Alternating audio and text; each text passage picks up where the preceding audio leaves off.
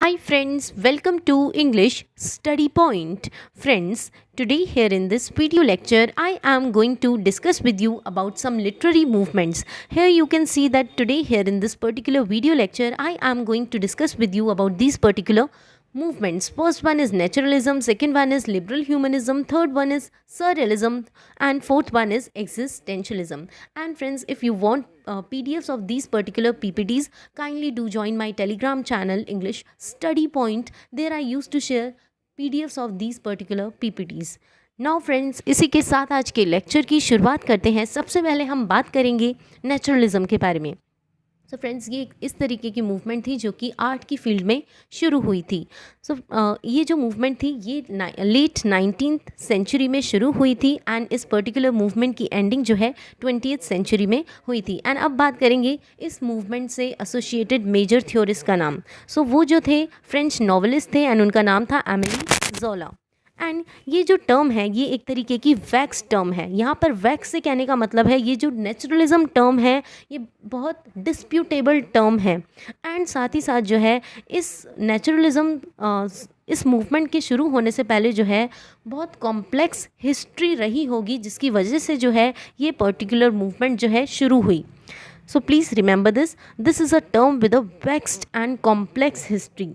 यानी इस particular movement की जो है बहुत कॉम्प्लिकेटेड या फिर डिफ़िकल्ट हिस्ट्री रही होगी जिसकी वजह से जो है ये पर्टिकुलर मूवमेंट जो है शुरू हुई. Then this term has been use since 17th century. अब बात आती है कि ये जो टर्म है नेचुरलिज्म ये कब से जो है इसका जो है यूज़ हो रहा है, यानी कब से जो है इस टर्म को जो है यूज़ किया जा रहा है.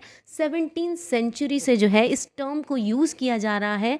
एंड तब जो है जब ये 17th सेंचुरी तक जो है यूज़ किया जा रहा था तब जो है नेचुरलिज्म को जो है आर्ट से एसोसिएट किया जाता था. बट 19th सेंचुरी के बाद से जो है इस नेचुरलिज्म का मतलब जो है चेंज हो जाता है.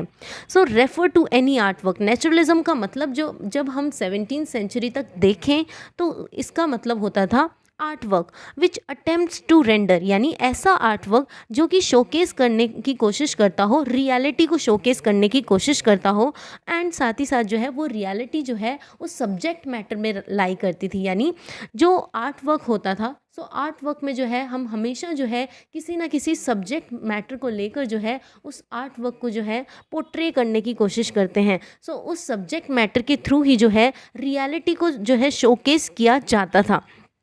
This term has been used since 17th century to refer to any artwork which attempts to render the reality of its subject matter. यानी ऐसा कोई भी आर्ट वर्क जो कि किसी ना किसी चीज़ की जो है रियलिटी को शोकेस करने की कोशिश करता हो, वो भी पर्टिकुलर सब्जेक्ट मैटर के through without concern for the constraints. यानी जो आर्ट वर्क क्रिएट किया जाता था 17th सेंचुरी के टाइम पर तो वो जो है कुछ इस टाइप का आर्ट वर्क होता था जिसमें जो है ये बॉदर नहीं किया जाता था, यानी किसी भी लिमिटेशन या फिर रिस्ट्रिक्शन को जो है ध्यान में नहीं रखा जाता था. यानी लोग जो है अपनी इमेजिनेशन के थ्रू ही जो है आर्ट वर्क को क्रिएट किया करते थे. वो ये ध्यान नहीं रखते थे कि क्या लिमिटेशन हो सकती है या फिर क्या रिस्ट्रिक्शन हो सकती है.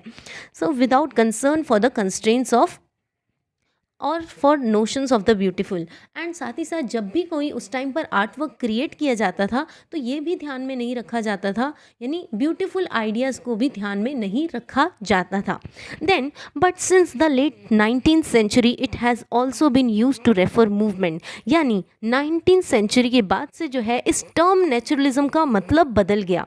It has also been use to refer to movement. यानी 17th सेंचुरी तक जो है नेचुरलिज्म को एक आर्ट वर्क से जो है रिलेट किया जाता था, एसोसिएट किया जाता था, जो कि किसी ना किसी सब्जेक्ट मैटर की रियलिटी को शोकेस करने की कोशिश करता हो. बट 19th सेंचुरी में जो है इसका मतलब टोटली चेंज हो जाता है. नेचुरलिज्म जो है एक तरीके की मूवमेंट बन जाती है एंड ऐसी मूवमेंट जो कि पेंटिंग के विद इन हो, यानी पेंटिंग के अंदर जो है शुरू हुई हो, within painting. Seen to be based in France. यानी ये पर्टिकुलर मूवमेंट जो है ये फ्रांस में शुरू हुई थी. But its origins and legacies found to extend all over the world. कि कहा जाता है कि इस नेचुरलिज्म का जो इस मूवमेंट का जो ओरिजिन है और साथ ही साथ लीगेसी, यहाँ पर लीगेसी से कहने का मतलब मेरा ये है जो इस पर्टिकुलर मूवमेंट का जो इम्पैक्ट है वो जो है पूरे वर्ल्ड में देखने को नज़र आता है, which attempted to depict the human subjects in its formative relationship. यहाँ पर बताया गया है कि नेचुरलिज्म के थ्रू जो है ह्यूमन सब्जेक्ट्स को जो है डिपिक्ट किया जाता था, और वो भी कैसे, फॉर्मेटिव रिलेशनशिप से।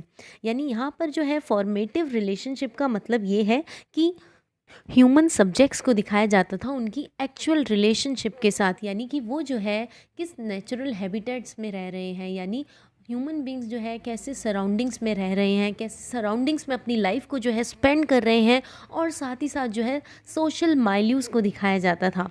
यानी यहाँ पर सोशल माइल्यूज़ से कहने का मतलब मेरा ये है कि जिस सोसाइटी में जो है एक इंडिविजुअल जो है रह रहा है, जिस पर्टिकुलर सोसाइटी में वो इंडिविजुअल जो है उस पर्टिकुलर सोसाइटी का पार्ट है, उसमें रह रहा है, एंड साथ ही साथ जो है उस पर्टिकुलर सोसाइटी के अंदर रहकर जो है वो काम कर रहा है। सो इन सब ह्यूमन सब्जेक्ट्स को जो है नेचुरलिस्ट वर्क्स में जो है दिखाया जाता था विद अ विजुअल एक्यूरेसी। यहाँ पर विजुअल एक्यूरेसी का मतलब ये है कि रियल ऑब्जर्वेशन के थ्रू जो है ह्यूमन सब्जेक्ट्स को जो है पोर्ट्रे किया जाता था नेचुरलिस्ट वर्क्स में। Then approaching that of photography, यानी विजुअल एक्यूरेसी को जो है किस तरीके से जो है अप्रोच किया जाता था, यानी जब भी जो है नेचुरलिस्ट फॉलोअर्स जो है वर्क क्रिएट करने की बारी आती थी तो वो क्या करते थे, विजुअल एक्यूरेसी, यानी जो उन्होंने सोसाइटी में प्रेजेंट मूवमेंट में देखा है अपनी आंखों के सामने, और साथ ही साथ जो है सबसे पहले जो है वो जो है एक फ़ोटोग्राफी, यानी उस पर्टिकुलर इवेंट की जो है अपने माइंड में जो है फ़ोटोग्राफी क्रिएट कर लेते थे। देन जो है उन पर बेस जो है वर्क्स को क्रिएट किया करते थे, जिनकी जो है एक्चुअल रिलेशनशिप दिखाई जाती थी नेचुरल हैबिटेट्स के साथ, और साथ ही साथ सोशल माइल्यूज़, यानी एक इंडिविजुअल जो है एक पर्टिकुलर सोसाइटी में रह रहा है, वो किस किस तरीके की प्रॉब्लम्स को फेस कर रहा है उस पर्टिकुलर सोसाइटी के अंदर रहकर, एंड साथ ही साथ जो है उसके वर्क्स को भी दिखाया जाता था कि एक पर्टिकुलर सोसाइटी में रहकर इंडिविजुअल जो है किस टाइप के वर्क को जो है परफॉर्म कर रहा है।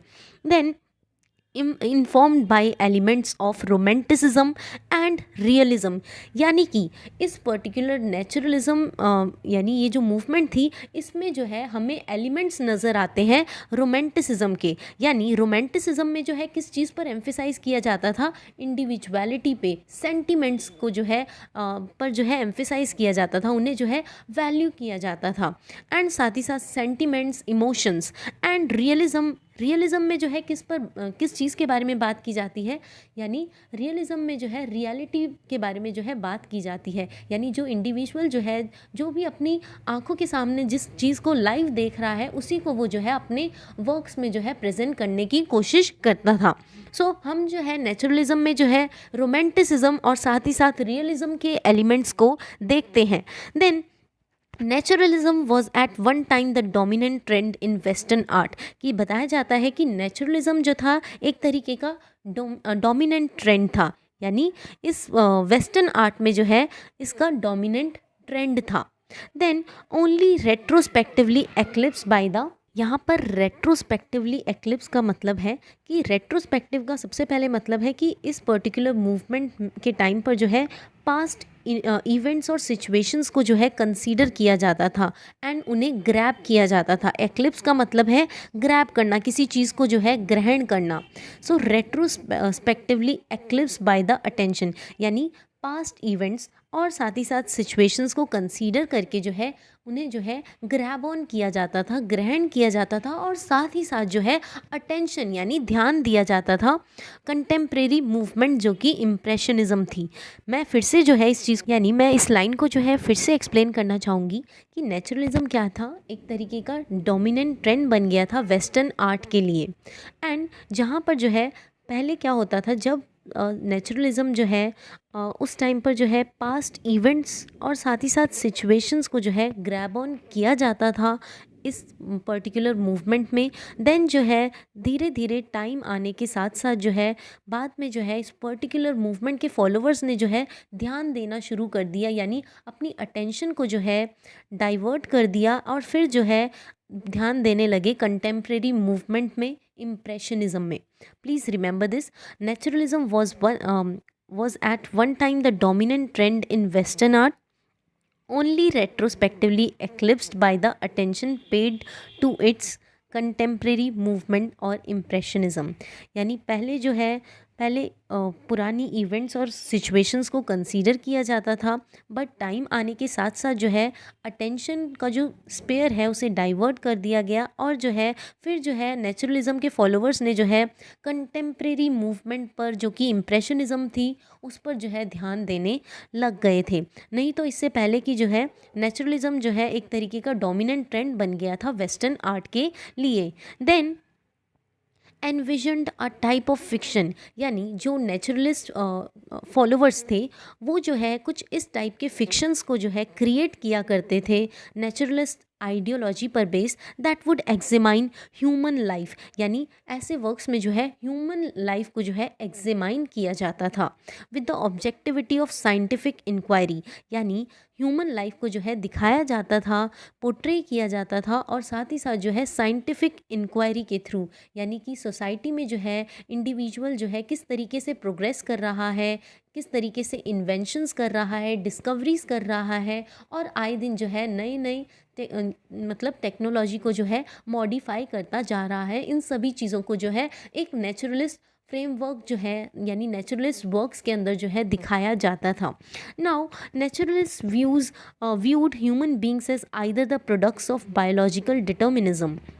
यानी नेचुरलिस्ट फॉलोअर्स जो थे उनका ऐसा सोचना था जो ह्यूमन बींग्स है वो एक तरीके का प्रोडक्ट है बायोलॉजिकल डिटर्मिनिज्म का। अब ये बायोलॉजिकल डिटर्मिनिज्म क्या है? बेसिकली बायोलॉजिकल डिटर्मिनिज्म का यहाँ पर मतलब है, पर यानी ये जो टर्म है ये इस चीज़ पर एम्फेसाइज करती है जो ह्यूमन का बिहेवियर है वो उस पर्टिकुलर इंडिविजुअल के जीन्स द्वारा कंट्रोल किया जाता है। मैं इस चीज़ को फिर से एक्सप्लेन करूँगी।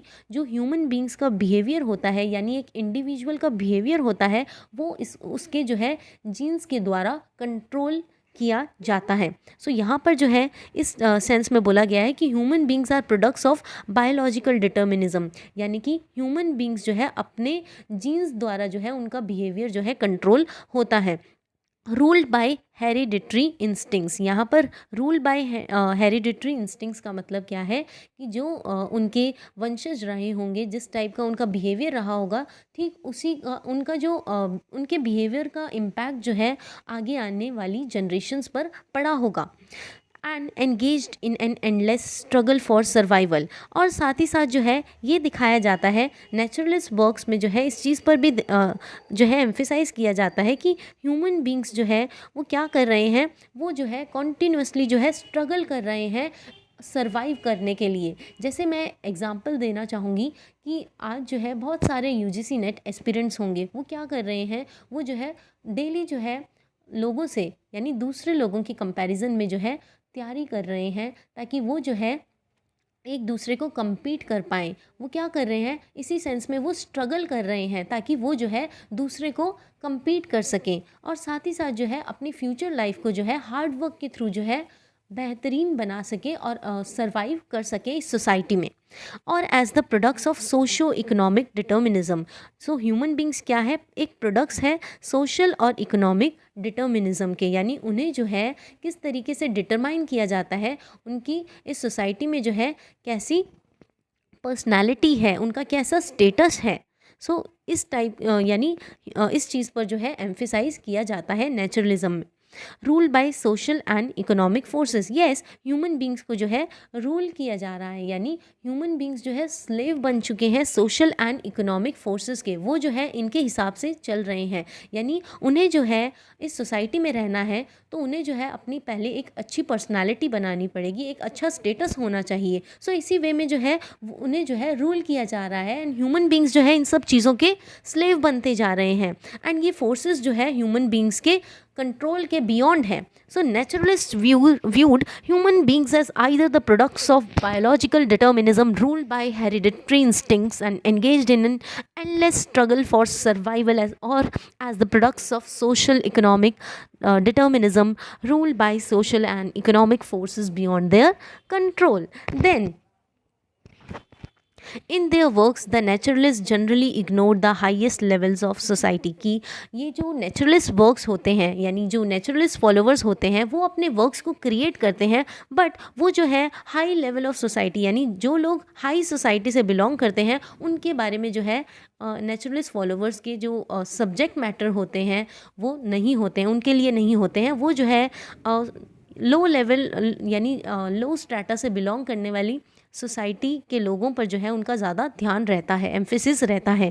एंड वो जो है बहुत तरीके के इश्यूज़ पर जो है अपने वर्क्स को क्रिएट किया करते हैं, उनमें पोर्ट्रे करने की कोशिश करते हैं, जैसे कि degradation, poverty, alcoholism, prostitution, insanity and diseases. So इन सब को जो है इन सोशल रियलिटीज़ को जो है डिपिक्ट करने की कोशिश की जाती है। मैंने आपको बताया कि नेचुरलिज्म जो है इस पर्टिकुलर मूवमेंट में जो है हम फ्यूजन देखते हैं रोमांटिसिज्म का और साथ ही साथ जो है रियलिज्म का।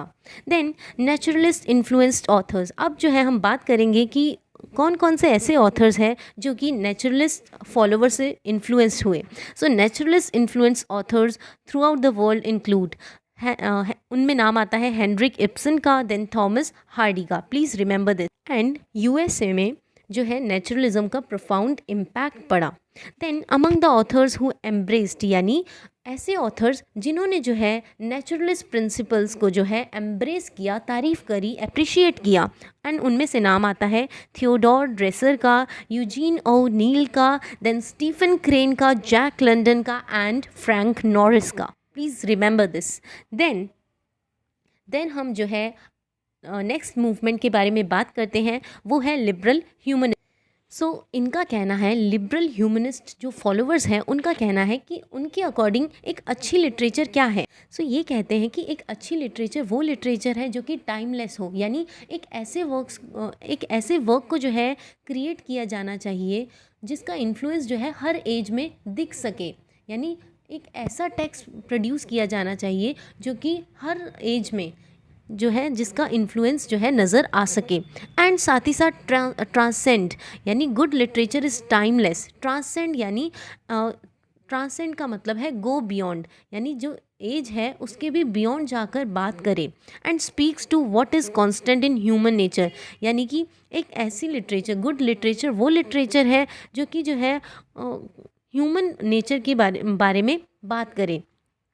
To what is constant in human nature, यानी ऐसी क्या चीज़ है जो कि ह्यूमन नेचर के अंदर जो है कांस्टेंट है, यानी ह्यूमन नेचर के अंदर प्रिवेलेंट है, ऐसी कौन सी चीज़ है वो। Literary text contains its own meaning, कि कहने का मतलब है कि लिटरेरी टेक्स्ट में जो है ऑलरेडी जो है हर तरीके का मीनिंग जो है प्रेजेंट रहता है। तो फिर जो है एक इंडिविजुअल जो है बार बार जो है क्यों जो है अलग अलग चीज़ों को रेफ़र करता है। यानी लिबरल ह्यूमनिस्ट कहते हैं कि एक टेक्स्ट जो है अपने आप में सेल्फ कंटेंट है, उसमें जो है हर चीज़ प्रेजेंट रहती है, फिर भी जो है लोग जो है इंडिविजुअल्स जो है दूसरी सप्लीमेंट्री मटेरियल्स को जो है क्यों रेफ़र करते हैं, not and subordinate reference to a social political. यानी कहने का मतलब है कि लिबरल ह्यूमनिस्ट जो है उनका कहना है कि हमें जब भी लिटरेरी टेक्स्ट को पढ़ना चाहिए तो हमें जो है किसी भी तरीके की रेफरेंस को यूज़ नहीं करनी चाहिए, भले ही वो सोशल हो, पॉलिटिकल हो, लिटरेरी हिस्टोरिकल हो या फिर ऑटोबायोग्राफिकल कॉन्टेक्स्ट, इन सभी से जो है हमें जो है इन सभी सप्लीमेंट्री चीज़ों को जो है पर जो है ध्यान नहीं देना चाहिए। हमें जो है सिर्फ़ और सिर्फ उस पर्टिकुलर टेक्स्ट पर ध्यान देना चाहिए, उसमें जो है ऑलरेडी सब कुछ जो है मेंशन है। So literary text contains its own meaning not in subordinate reference to a socio political, literary, historical और autobiographical context. Then text studied in isolation, कि जब भी हम जो है एक टेक्स्ट को पढ़ते हैं तो हमें जो है आइसोलेशन में पढ़ना चाहिए, हमें जो है उस टेक्स्ट को ही पढ़ना चाहिए, उसके अलावा जो है एडिशनल सप्लीमेंट्री मटेरियल को जो है हमें नहीं पढ़ना चाहिए, क्योंकि लिबरल ह्यूमनिस्ट के अकॉर्डिंग जो है टेक्स्ट जो है अपने आप में सेल्फ कंटेंट है, उसके अंदर हर चीज़ मेंशन है। सो हमें जो है बाहर देखने की ज़रूरत नहीं है। विदाउट आइडियोलॉजिकल अजम्पशन, हमें जो है कभी भी किसी भी टेक्स्ट को पढ़ना चाहिए तो हमें जो है उस पर्टिकुलर टेक्स्ट पढ़ने से पहले जो है किसी भी तरीके की आइडियोलॉजी के बारे में जो है अज्यूम नहीं करना चाहिए कि ये पर्टिकुलर टाइप का टेक्स्ट जो होगा उसकी जो है इस टाइप की आइडियोलॉजी होगी। नहीं, हमें ऐसा नहीं सोचना चाहिए। और किसी भी तरीके की पॉलिटिकल कंडीशंस जो है, जब भी हम किस टेक्स्ट को रीड करें तो हमारे माइंड में जो है किसी भी तरीके की पॉलिटिकल रेफरेंस भी ना हो। हम जब टेक्स्ट पर पढ़ रहे हैं तो हमें जो है सिर्फ और सिर्फ टेक्स्ट में ही फोकस रखना है। देन गोल क्या है? Close verbal analysis is to see the object as in itself it really is. कि इनका कहना है कि हमें जो है किसी भी वर्क को जब भी हम एनालाइज करें तो हमें जो है टेक्स्ट को गो थ्रू करना है, टेक्स्ट को बहुत अच्छे से पढ़ना है, देन एनालाइज करने की कोशिश करनी है। एंड हमें टेक्स्ट के अंदर प्रेजेंट जो भी ऑब्जेक्ट हो उन्हें जो है हमें एज इट इज़ वे में देखना है, जिस तरीके से पोर्ट्रे किया गया है। हमें जो है अपने आप से जो है चीज़ों को जो है ऐड ऑन नहीं कर देना चाहिए। So close verbal analysis to see the object as an itself it really is. So ये जो है किसने कहा था? Matthew Arnold pace Kant. Then human nature unchanging. कि इनका कहना है कि ह्यूमन जो नेचर है उसे जो है ह्यूमन के नेचर को जो है कभी भी बदलना नहीं चाहिए। Continuity valued over innovation. कि इनका कहना है कि हमेशा जो है ह्यूमन नेचर यानी एक ह्यूमन बीइंग का जिस टाइप का नेचर है उसे जो है हमेशा उसी नेचर को फॉलो करके जो है अपनी लाइफ को स्पेंड करना चाहिए। इस सेंस में जो है कॉन्टिन्यूटी लिखी गई है। और जो है मतलब नेचुरलिस्ट फॉलोअर्स ने ये भी कहा है कि हमें जो है इनोवेशंस पर जो है इतना ज़्यादा ध्यान नहीं देना चाहिए। लिबरल ह्यूमनिस्ट का ऐसा कहना है कि हमें जो है इनोवेशंस पर जो है इतना ध्यान नहीं देना चाहिए। जिस टाइप का ह्यूमन नेचर जो है यानी उसके एक इंडिविजुअल का नेचर जो है थ्रू आउट स्टार्टिंग उसकी लाइफ में जिस टाइप का रहा होगा, सो उसे जो है उसी को कंटिन्यू करते हुए आगे चलना चाहिए। सो इंडिविजुअलिटी एज अ सेंस। यानी एक इंडिविजुअलिटी क्या है? पूरी जो है एक तरीके का सार है। सिक्योर, जिसे जो है सिक्योरली पोजेस करके रखना चाहिए बाय ईच ट्रांसीडेंट सब्जेक्ट। यानी एक इंडिविजुअलिटी जो है एक असेंस है जिसे जो है सिक्योर्ड वे में जो है पोजेस करके रखना चाहिए। और उस इंडिविजुअलिटी का जो इम्पैक्ट है वो जो है हर ट्रांसीडेंटल सब्जेक्ट के अंदर, यानी एक ऐसा सब्जेक्ट जो कि हर एज के बारे में बात करे। So by each transcendental subject distinct from forces of society. यानी एक इंडिविजुअल यानी एक जब भी जो है लिबरल ह्यूमनिस्ट फॉलोअर्स जो है वो अपना वर्क क्रिएट करते हैं तो उनका जो वर्क होता है वो डिस्टिंक्ट होता है। यानी उस पर्टिकुलर वर्क के अंदर जो है सोसाइटल फोर्सेस जो है वो इन्वॉल्व नहीं रहते हैं, लोगों के एक्सपीरियंस इन्वॉल्व नहीं रहते हैं, और ना ही किसी भी तरीके की लैंग्वेज का जो है इन्फ्लुएंस देखने को मिलता है। उनके जो टेक्स्ट होते हैं वो बहुत डिस्टिंक्ट होते हैं, डिस्टिंक्ट सब्जेक्ट्स होते हैं, एंड ऐसे सब्जेक्ट्स होते हैं जो कि ट्रांसीडेंटल होते हैं। यानी उनके वर्क्स जो है ऐसे होते हैं जो कि हर एज के बारे में जो है इम्पैक्ट छोड़ते हैं, हर एज को जो है डिपिक्ट करने की कोशिश करते हैं। Then purpose of literature to enhance life in a non programmatic. यानी इनका कहना है कि लिटरेचर का क्या पर्पस होना चाहिए कि हमें जो है अपनी लाइफ को जो है एनहांस करना चाहिए, और वो भी किस तरीके से? नॉन प्रोपागेंडिस्ट वे में। यानी नॉन प्रोपागेंडिस्ट वे का यहाँ पर ये मतलब है कि उसमें जो है किसी भी तरीके की, अगर हमें अपनी लाइफ को एनहांस करना है तो उसमें जो है किसी भी तरीके की पब्लिसिटी नहीं होना चाहिए। Propagandistic, please remember this. Then form and content fused organically in literature. यानी इस टाइप के जो भी लिबरल ह्यूमनिस्ट जो है अपने वर्क्स को क्रिएट किया करते हैं तो उनके वर्क्स में जो है ये नज़र आता है कि उनकी वर्क्स में जो फॉर्म होती है या फिर कंटेंट जो उनका होता है वो बहुत ऑर्गेनिक होता है। उसमें जो है रियलिटी यानी रियल एफर्ट्स जो है वो देखने को मिलते हैं। उनके वर्क्स में जो है हम देखते हैं कि किसी भी तरीके के जो है बाहर के सोर्सेज जो है वो मेंशन नहीं होते हैं। उनके वर्क्स बिल्कुल रियल होते हैं, ऑर्गेनिक होते हैं। Then sincerity resides within the language of literature, यानी उनके वर्क्स में हम देखते हैं कि उनके वर्क्स में जो है जिस टाइप की लैंग्वेज का यूज़ किया होता है, तो हम जो है ये एज्यूम कर पाते हैं कि उनके वर्क्स में जो है बहुत सिंसियरिटी नज़र आती है, बहुत डिवोशन नज़र आता है, कि वो जो वर्क होता है वो फ्री होता है, किसी भी सोर्सेज से जो है चुराया हुआ नहीं होता है। Noted bye avoidance of cliché, यानी उनके वर्क्स में जो है किसी भी तरीके के क्लीशेज जो है वो प्रेजेंट नहीं रहते हैं। क्लीशे का मतलब होता है कोई भी फ्रेज़ या फिर आइडिया जिसे जो है बार बार यूज़ किया जाता हो, बट उसका रियल सेंस में जो है कोई मतलब ही नहीं होता है। मैं इस चीज़ को फिर से रिपीट करना चाहूँगी, कोई भी ऐसा फ्रेज़ या फिर आइडिया जो कि जिसे जो है बार बार जो है यूज़ किया जा रहा हो, बट रियल सेंस में उसका कोई मतलब ही नहीं होता है। तो जो भी लिबरल ह्यूमनिस्ट होते हैं उनके वर्क्स में जो है क्लीशेज़ का यूज़ नहीं होता है, और ना ही इन्फ्लेटेड स्टाइल का यूज़ होता है, यानी हाई स्टाइल का यूज़ नहीं होता है। वो बहुत सिंपल लैंग्वेज का यूज़ करते हैं और अपने बातों को जो है बहुत सिंपल इमोशंस के साथ जो है डिपिक्ट करने की कोशिश करते हैं, so that the distance difference between words and things is abolish, कि यानी वो जो है क्लीशेज और इन्फ्लेटेड स्टाइल का यूज़ इसलिए नहीं करते हैं क्योंकि वो जो है, ताकि जो है इसके थ्रू क्या हो पाता है, जो डिस्टेंस और डिफरेंस है वर्ड्स और थिंग्स के बीच में, उसे जो है अबॉलिश किया जा सके, एंड साथ ही साथ जो है ये दिखाया जा सके कि इस टाइप का इस पर्टिकुलर टाइप का वर्क जो है, ये जो इस पर्टिकुलर वर्क का जो इन्फ्लुएंस है वो हर लिटरेचर की एज में जो है, हर एजेस में जो है नज़र आ सकता है।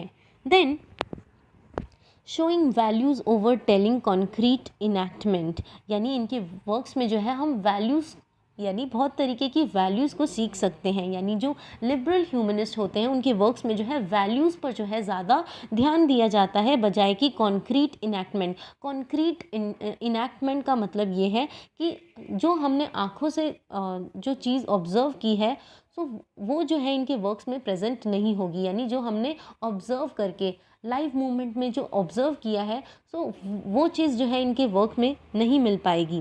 बेटर देन एक्सपोजिटरी एक्सप्लेनेशन, यानी वैल्यूज़ को दिखाना जो है बहुत बेटर है बजाय कि एक्सपोजिटरी एक्सप्लेनेशन के।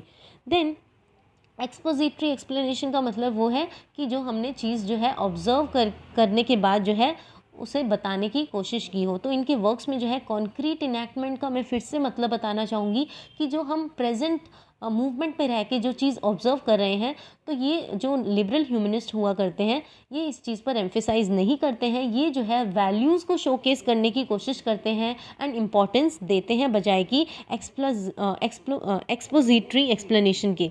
Then criticism should interpret the text unencumbered by theorising, यानी इनके जो वर्क्स में जो है क्रिटिसिज्म होता है वो क्या इंटरप्रेट करने की कोशिश करता है, टेक्स्ट को जो कि अनएनकम्बर्ड हो, यानी अनएनकम्बर्ड का मतलब यहाँ पर ये है कि उनके वर्क्स में जो है किसी भी तरीके का बर्डन या फिर ऑब्स्टेकल नज़र नहीं आता है। by theorizing by preconceived ideas must trust instead to direct empirical sensory encounter text, यानी इनका कहने का मतलब है कि ये जो है जब भी टेक्स्ट को इंटरप्रेट करने की बारी आती है, तो ये जो है इनके माइंड में जो है कभी भी प्री कंसीव्ड नोशन नहीं होते हैं, यानी उस टेक्स्ट को जब ये पढ़ने की कोशिश करते हैं तो ये जो है अपने माइंड में जो है किसी भी तरीके का जो है आइडिया नहीं रखते हैं कि ये टेक्स्ट जो है इस पर्टिकुलर टाइप का टेक्स्ट जो है इस पर्टिकुलर टाइप के टेक्स्ट में जो है इस टाइप के आइडियाज़ होंगे, ऐसा जो है इनका नहीं होता है। ये क्या करते हैं, जब भी टेक्स्ट पढ़ते हैं तो उसे जो है डायरेक्टली पढ़ने की कोशिश करते हैं, यानी उस टेक्स्ट को जो है क्लोज एनालिसिस के साथ जो है इंटरप्रेट करने की कोशिश करते हैं। एम्पेरिकल का मतलब है क्लोजली जो है उसे ऑब्ज़र्व करते हैं अपनी आँखों के सामने, और साथ ही साथ जो है सेंसरी एनकाउंटर का मतलब है अपने सेंसेस, यानी जो इन्होंने अपने सेंसेस का यूज़ किया, यानी अपनी आँखों के सामने जो है जब ये टेक्स्ट पढ़ते हैं तो इनका जो है एक तरीके से एनकाउंटर होता है टेक्स्ट के साथ। So criticism should interpret the text unencumbered, यानी अनएनकम्पर्ड का मतलब है बिना किसी बर्डन या फिर इम्पेडिमेंट के, by theorising by preconceived ideas की ऐसे वर्क्स में जो है जब भी ये किसी भी टेक्स्ट को इंटरप्रेट करते हैं तो उस टेक्स्ट को पढ़ने से पहले जो है किसी भी माइंड में जो है किसी भी तरीके के आइडियाज़ को जो है ये लेकर नहीं चलते हैं। जब भी ये टेक्स्ट पढ़ते हैं उसे डायरेक्टली पढ़ते हैं और ऑब्जर्व करने की कोशिश करते हैं और अपने सेंसेस का यूज़ करते हैं, यानी अपनी आँखों का यूज़ करते हैं और टेक्स्ट को एनकाउंटर करते हैं एंड देन इंटरप्रेट करने की कोशिश करते हैं। देन अब हम बात करेंगे सररियलिज्म के बारे में। अब बात करते हैं सररियलिज्म के बारे में। इस टर्म को जो है क्रिटिसिज्म की सेंस में जो है सबसे पहली बार इंट्रोड्यूस किया गया था गुलेम अपोलोनियर द्वारा, प्लीज़ रिमेंबर दिस। एंड फिर जो है बाद में इसे जो है अडॉप्ट कर लिया गया था इस पर्टिकुलर टर्म को by Andre Breton. Then it was launched as an artistic movement. ये जो मूवमेंट है ये जो है किस पर्पस से जो है लॉन्च की गई थी, एक आर्टिस्टिक मूवमेंट के पर्पस से जो है इस मूवमेंट को लॉन्च किया गया था। एंड ये कहाँ पर लॉन्च हुई थी? फ्रांस में। और किसके द्वारा? एंड्रे ब्रेटन द्वारा। इट मीन्स बियॉन्ड रियलिटी, यानी सररियलिज्म क्या है? जो चीज़ रियलिटी के बियॉन्ड हो, यानी जो चीज़ हम देख रहे हैं उसके भी बियॉन्ड हो। एंड ये जो टर्म है इसकी शुरुआत, यानी इस पर्टिकुलर मूवमेंट की शुरुआत जो है 1919 से लेकर जो है 1923 में जो है इस मूवमेंट की एंडिंग हुई थी।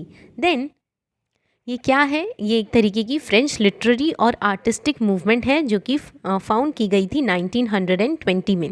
The surrealist sought to express unconscious thoughts, यानी सररियलिस्ट जो फॉलोअर्स हैं वो किस चीज़ को जो है डिपिक्ट करने की कोशिश करते हैं? अनकॉन्शियस थॉट्स को, यानी जो हमारे ड्रीम्स में जो थॉट्स जो है हमारे ड्रीम्स में चलते हैं उन चीज़ों को जो है रिप्रेजेंट करने की कोशिश की गई है कि हमारे ड्रीम्स में जो है हम क्या सोच रहे हैं।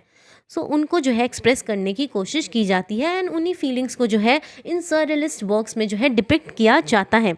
The best known technique use for achieving this aim, यानी इस पर्टिकुलर एम को जो अगर अचीव करना है तो किस टाइप की जो है टेक्निक यूज़ की जाती होगी सररियलिस्ट राइटर्स द्वारा।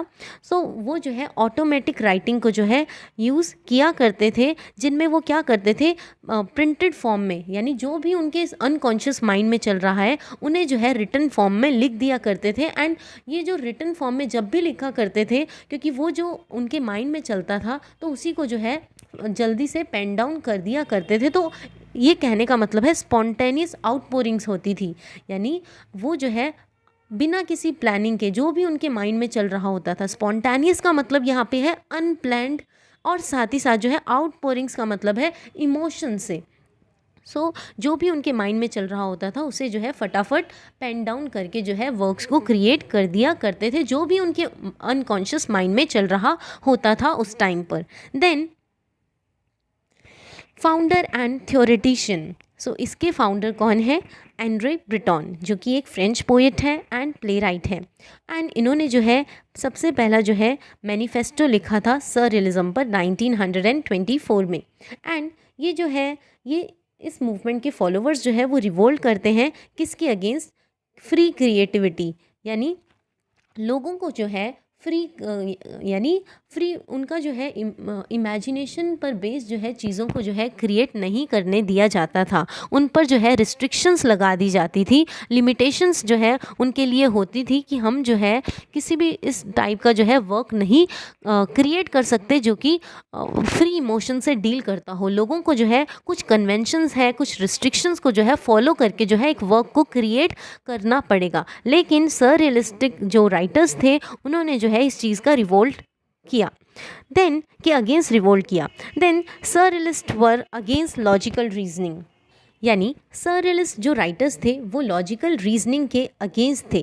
कहने का मतलब ये है कि जो उनके माइंड में चलता था तो वो जो है उसी को जो है एक्सप्रेस करने की कोशिश करते थे अपने वर्क्स के थ्रू, यानी जो एक तरीके से स्पॉन्टेनियस आउटपोरिंग्स होती थी, यानी जो उनके मन में चल रहा है उसी को जो है पेन डाउन करके लिख दिया। तो उनके वर्क्स में जो है हमें जो है किसी भी तरीके की लॉजिकल रीजनिंग जो है की हुई नज़र नहीं आती, ना ही उनके वर्क्स में जो है किसी पर्टिकुलर टाइप के स्टैंडर्ड को जो है फॉलो करने को जो है देखा जाता है, ना ही किसी तरीके के मॉरल कन्वेंशंस को फॉलो किया जाता है, और ना ही किसी तरीके के मॉरल नॉर्म्स को फॉलो किया जाता है। नॉर्म्स का यहाँ पर मतलब है आइडियाज़ को।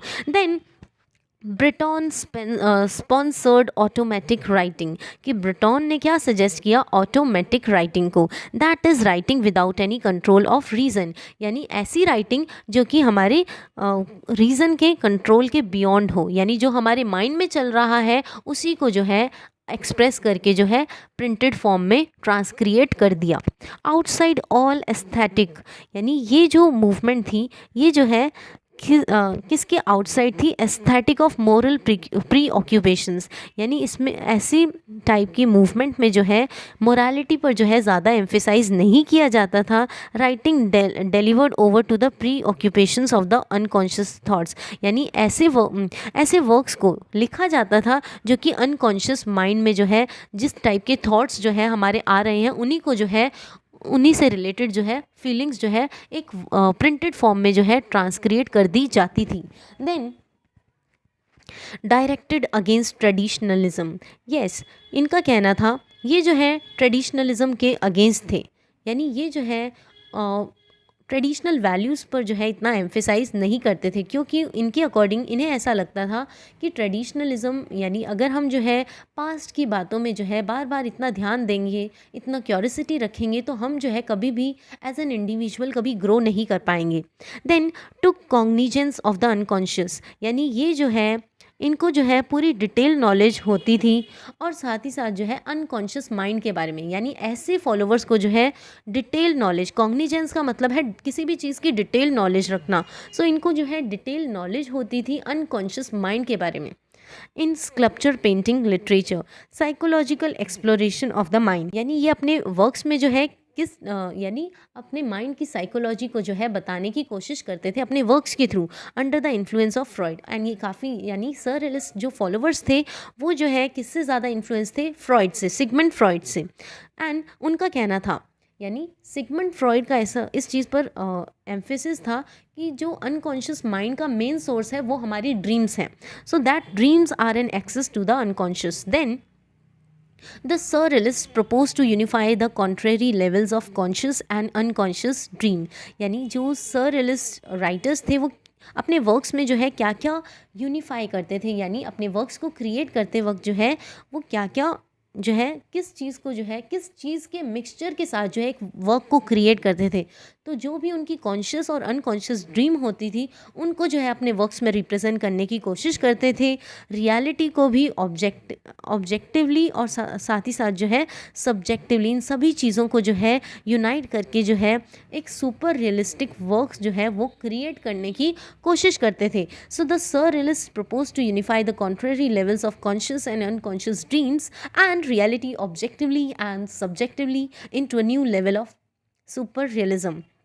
Then surrealism can be found in the poetry of, कि हमें जो है सररियलिज्म यानी इन इस आइडियोलॉजी का इम्पैक्ट जो है किन के वर्क्स में देखने को मिलता है, तो हमें जो है पॉल इलॉड की पोएट्री में देखने को मिलता है और पियर रेवेडी को के वर्क में एंड लुइस आर्गोन के वर्क में जो है हमें इन्फ्लुएंस नज़र आता है सररियलिस्ट जो राइटर्स के थॉट प्रोसेस है उनका। देन सम ऑफ द सररियलिस्ट, अब जो है हम कुछ सररियलिस्ट के बारे में बात करते हैं, तो उनमें से कुछ का नाम है Thomas Pynchon, Dylan Thomas, Louis Aragon, Salvador Dali, William Burroughs, Henry Miller. Then हम जो है अब बात करेंगे कि सररियलिस्ट वर्क जो होते थे, सररियलिस्ट वर्क्स, उनके वर्क्स में जो है किस टाइप की स्टाइल का यूज़ होता था, तो ब्रोकन सिंटेक्स का यूज़ होता था। ब्रोकन सिंटेक्स का यूज़ इसलिए होता था उनके वर्क्स में क्योंकि वो जो है अपने अनकॉन्शियस यानी माइंड के अनकॉन्शियस थॉट्स को जो है डिपिक्ट करने की, एक्सप्रेस करने की कोशिश करते थे। सो ब्रोकन सिंटेक्स का यहाँ पर ये मतलब है कि एक ऐसा सेंटेंस जो जो, जो यानी सेंटेंस के अंदर ऐसे वर्ड्स को जो है शामिल करना जो एक दूसरे से फिट ना बैठते हों, so part of sentence that do not fit well together with each other, so that is called as broken syntax. Then बात आती है फ्री लॉजिक। यस, इनके वर्क्स में जो है इनका वर्क जो है फ्री फ्लो ऑफ इमेजिनेशन से डील करता था, यानी जो ये सोचते थे उसी को जो है पेन डाउन कर देते थे।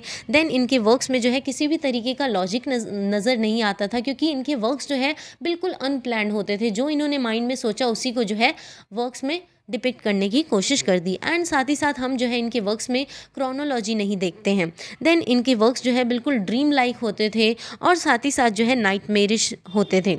देन इनके वर्क्स में जो है जक्स्टा पोजिशंस नज़र आते हैं, यानी एक आइडिया, यानी सेंटेंस, एक सेंटेंस में जो है ये साइड बाय साइड जो है दो आइडियाज़ को साथ में पोर्ट्रे करने की कोशिश करते थे। ऑफ बिज़ार, यानी कि इनके आइडियाज़ जो होते थे वो काफ़ी ज़्यादा ऑड होते थे, स्ट्रेंज होते थे, जिन्हें पढ़कर जो है बहुत ऑड लगता था, अनयूजुअल सा लगता था, स्ट्रेंज लगता था। And seemingly unrelated images, and इस टाइप की इमेजेस को जो है ये क्रिएट किया करते थे जो कि बिल्कुल ना मिलती जुलती हो। और साथ ही साथ जो है इनके वर्क्स में जो है आर्बिट्रेरीनेस देखने को नज़र आती है, यानी आर्बिट्रेरीनेस इन द सेंस कि इनके वर्क्स जो होते थे, जो भी ये सोचते थे तो रैंडमली जो है उसे पेन डाउन कर देते थे। और साथ ही साथ जो है इनके वर्क्स में जो है हम देखते हैं कि किसी भी तरीके का रीज़न जो है प्रेजेंट नहीं रहता था।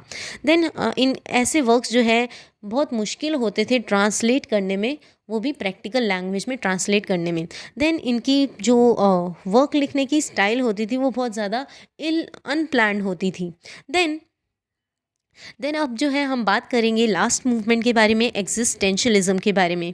एंड एग्जिस्टेंशलिज्म ये मूवमेंट क्या है, ये एक तरीके की 20th सेंचुरी फिलोसफिकल मूवमेंट है जो कि कंसर्न्ड है नेचर और परसेप्शन ऑफ ह्यूमन एग्जिस्टेंस, यानी जो कि हमें जो है बताती है, परसीव करना जो है बताती है कि ह्यूमन बींग्स का जो है एग्जिस्टेंस जो है हमारे लिए जो है, ह्यूमन बींग्स का एग्जिस्टेंस जो है इस वर्ल्ड में क्यों मीनिंगलेस है। एंड इस मीनिंगलेस वर्ल्ड में रहकर भी जो है वो जो है लाइफ को मीनिंगफुल बनाते हैं। सो इस एग्जिस्टेंशलिज्म, इस फिलोसफिकल मूवमेंट में जो है इस बारे में बात की गई है।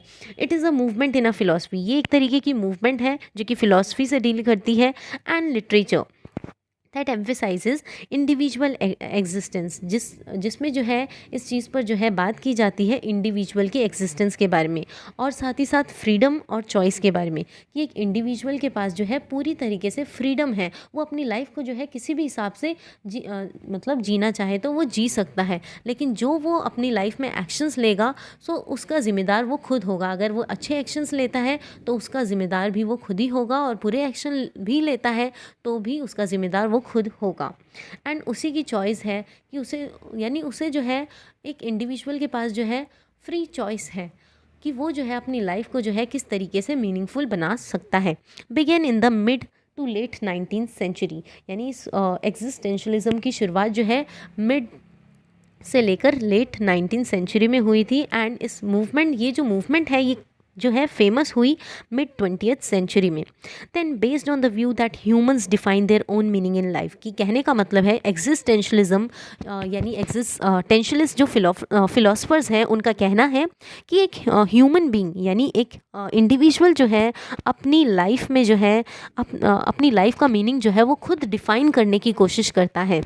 उसके अंदर जो है मीनिंग जो है वो खुद क्रिएट करने की कोशिश करता है। उसे जो है मीनिंगलेस होकर भी जो है उस मीनिंगलेस लाइफ को भी जो है मीनिंगफुल वो खुद बनाता है, their own meaning in life, and try to make rational decisions. And एक इंडिविजुअल ही एक ऐसा बीइंग है जो कि अपने डिसीजंस जो है खुद लेता है, despite existing in an irrational universe, कि इस इर्रेशनल यूनिवर्स में भी एग्जिस्ट होने के बावजूद भी जो है एक इंडिविजुअल जो है अपने आप को जो है खुद डिफाइन करता है, उस मीनिंगलेस लाइफ के अंदर जो है उस लाइफ को जो है वो मीनिंग खुद देने की कोशिश करता है, और उस लाइफ में वो रैशनल डिसीजंस भी खुद ही लेता है। Then it focuses on the question of human existence, यानी एग्जिस्टेंशलिज्म में जो है किस पर फोकस किया गया है, ह्यूमन एग्जिस्टेंस पर क्वेश्चनिंग की गई है। And the feeling that there is no purpose, की कहने का मतलब है कि लाइफ का जो है इनके अकॉर्डिंग, एग्जिस्टेंशलिस्ट फिलोसफर्स के अकॉर्डिंग लाइफ का कोई पर्पस नहीं है। और एक्सप्लेनेशन, यानी हम जो है वैलिड एक्सप्लेनेशंस जो है एक दूसरे को बार बार देते रहते हैं, उनका भी जो है कोई मतलब नहीं है at the core of existence. It holds that there is no God or any other transcendent force, की कहने का मतलब है कि जितने भी एग्जिस्टेंशलिस्ट फिलोसफर्स हैं उनका कहने का वो कहते हैं, वो इस चीज़ पर एम्फिसाइज करते हैं कि इस यूनिवर्स में जो है हम बार बार जो है भगवान की पूजा करते हैं तो भगवान जो है एग्जिस्ट नहीं करते हैं, और एनी अदर ट्रांसीडेंट फोर्स यानी किसी भी तरीके की ट्रांसीडेंट फोर्स यानी जिसे हम देख नहीं सकते हैं, वो ऐसा कुछ रखा ही नहीं है। ये सब जो है ये बातें जो है एग्जिस्ट नहीं करती है according to existentialist philosophers. The only way to counter this nothingness and hence to find meaning in life, की कहने का मतलब है कि हमें जो है इस मीनिंगलेस वर्ल्ड में रहकर भी जो है अपनी लाइफ को मीनिंग देना पड़ेगा। हमें जो है कुछ ना कुछ टास्क में जो है अपने आप को इन्वॉल्व कर लेना होगा, तभी जो है हम इस लाइफ को जो है मीनिंग दे पाएंगे। इज़ बाय एम्ब्रेसिंग एग्जिस्टेंस, यानी ये कहते हैं कि हमें जो है अपनी एग्जिस्टेंस को जो है एम्ब्रेस करना पड़ेगा, ये जानकर भी कि हमारी लाइफ जो है मीनिंगलेस है। Then existentialism came of age in the mid 20th century. हमें पता है कि ये जो मूवमेंट है ये लाइमलाइट में जो है मिड 20th सेंचुरी के टाइम पर आई, largely through the scholarly and fictional works of French existentialist, and उनमें से कुछ का नाम है Jean Paul Sartre, Albert Camus and Simone de Beauvoir. Then all their works popularise existentialist themes, की इनके वर्क्स, अभी हमने बात की Jean Paul Sartre, Simone de Beauvoir, so इनके वर्क्स में जो है एग्जिस्टेंशलिस्ट थीम्स को जो है पॉपुलराइज किया गया है। एंड एग्जिस्टेंशलिस्ट थीम्स जो है किनके अराउंड रिवॉल्व करती है, ड्रेड यानी डर, फियर, बॉर्डम यानी कि बोरिंगनेस, एलिनेशन, द एब्सर्ड यानी लाइफ जो है एब्सर्ड है, बेतुकी है, फ्रीडम, कमिटमेंट, नथिंगनेस, हमारी लाइफ में जो है कुछ भी नहीं है।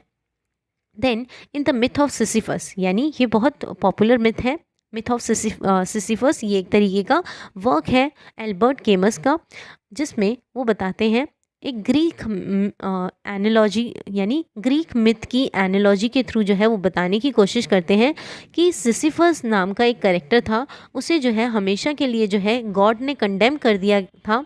उसे क्या करना होता था कि एक भारी पत्थर को जो है हिल के ऊपर लेकर जाना होता था एंड फिर से जो है उसे नीचे रख देना होता था, और ऐसा काम जो है यानी सिसिफस को जो है कंडेम कर दिया गया था, यानी उसे पनिशमेंट दी गई थी गॉड के द्वारा कि उसे जो है एक भारी पत्थर को जो है हिल के ऊपर तक लेकर जाना है एंड उसे जो है वापस उसे नीचे रख देना है, एंड बार बार जो है उसे इस टास्क में जो है इन्वॉल्व अपने आप को कर लेना है। तो ये क्या एग्जाम्प्लीफाई करने की कोशिश करता है, पॉइंटलेसनेस को, और साथ ही साथ जो है कि हमारी जो लाइफ की जो एग्जिस्टेंस है वो बिल्कुल पॉइंटलेस है, बट फिर भी जो है हमें जो है उस मीनिंगलेस वर्ल्ड में रहकर भी जो है उस किसी ना किसी टास्क को परफॉर्म करके जो है हमें अपनी लाइफ को मीनिंग देना होगा। इस चीज़ पर जो है एग्जिस्टेंशलिस्ट फिलोसफर जो है विश्वास करते हैं। So, in the myth of Sisyphus, which is by Albert Camus, he uses the analogy of the Greek myth of Sisyphus, who is condemned for eternity to roll a rock up a hill only to have it roll to the bottom again each time. This exemplifies the pointlessness of existence but shows that Sisyphus ultimately finds meaning, कि यानी कि Sisyphus जिस task में Sisyphus ने अपने आप को involve कर लिया था उसमें जो है अब वो जो है उसने जो है उस टास्क में ही मीनिंग फाइंड कर लिया था, and purpose in his task simply by continuously applying himself to it. Then existentialist thought figures prominently in the works of such authors, की एग्जिस्टेंशलिस्ट थॉट्स जो है हमें किन के वर्क्स में नज़र आते हैं, जैसे कि Eugene Ionesco, Franz Kafka, Fyodor Dostoevsky, Simone de Beauvoir, Samuel Beckett और Albert Camus. Then it was a result of wars, की हमें पता चलता है कि ये जो मूवमेंट है